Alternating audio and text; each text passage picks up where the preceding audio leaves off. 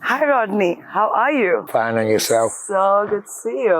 This is Agnes. یہ Agnes ہے. یہ باز کی ہرس قسم کی 10 برس کی مادہ شاہین ہے. اس کا نام ایک خاتون مصنفہ کے نام سے منسوب ہے جنہوں نے ون لائف ٹو لیو اور آل مائی چلڈرن جیسی کہانیاں لکھی. Agnes Nixon. Agnes Nixon. رڈنی اسٹاٹس 13 برس سے باز پال رہے ہیں. ان کے پاس دیگر جانوروں کے علاوہ ایسے 4 باز ہیں. A lot of people get into falconry for بہت سے لوگ مختلف وجوہات پر باز پالتے ہیں. میرے لیے یہ ہمیشہ ذہنی سکون کا ذریعہ رہا ہے، بالکل اسی طرح جیسے میرے پرندوں کے نام ان لوگوں کے ناموں پر رکھے گئے ہیں جن سے میں پیار کرتا تھا، اور وہ سب اس دنیا میں نہیں ہیں. بالکل ایگنس نیکسن کی طرح. تکنیکی طور پر وہ لوگ مجھ سے کبھی جدا نہیں ہوئے. آپ کو معلوم ہے کہ جب کوئی وفات پا جاتا ہے تو ہم ہمیشہ کہتے ہیں کہ وہ اوپر سے ہمیں دیکھ رہے ہیں. پرندہ کہاں ہوتا ہے؟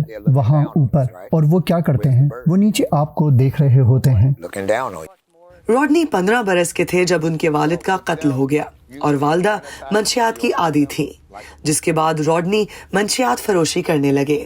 اسی جرم میں انہیں چند ماہ جیل میں بھی گزارنے پڑے. It was just the life that we lived, so I mean, تو میں منشیات کے کھیل میں پڑ گیا، بالکل فضول.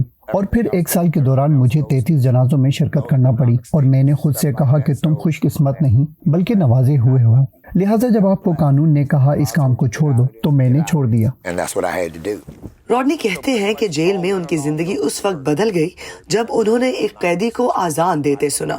One morning, I had heard the call of the Adhan, which is a Muslim. ایک صبح میں نے اذان سنی جو کہ مسلمانوں کی نماز ہوتی ہے، اور میں نے اسے پہلے شاید 30-40 بار سنا تھا، مگر اس صبح سے پہلے کچھ محسوس نہیں ہوا تھا. ایک برادر اٹھا اور اس نے اذان دی، اور میں نے باہر دیکھا تو مجھے سمندر کے علاوہ کچھ دکھائی نہیں دیا. جیسے میں ایک ساحل پر بیٹھا تھا، میں پانی کو سونگھ سکتا تھا لیکن میں تھا جیل میں. بس وہ تجربہ مجھے کہیں اور لے گیا. پھر میرا ایک کزن ہے، اس کا نام نیدم روز ہے، اور وہ ایک مسلمان بھائی ہے. اور میں نے جب اس سے بات کی تو اس نے کہا خدا نے تمہیں بلایا ہے، بہتر ہے کہ تم اس کی بات سنو. Allah called you, boy.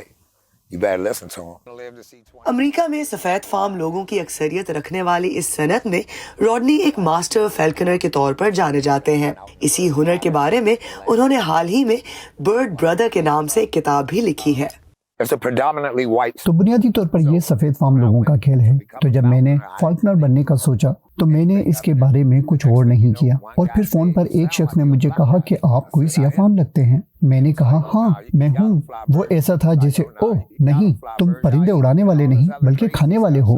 تاریخی طور پر باز پالنے کا شوق شاہی خاندانوں میں پایا جاتا تھا.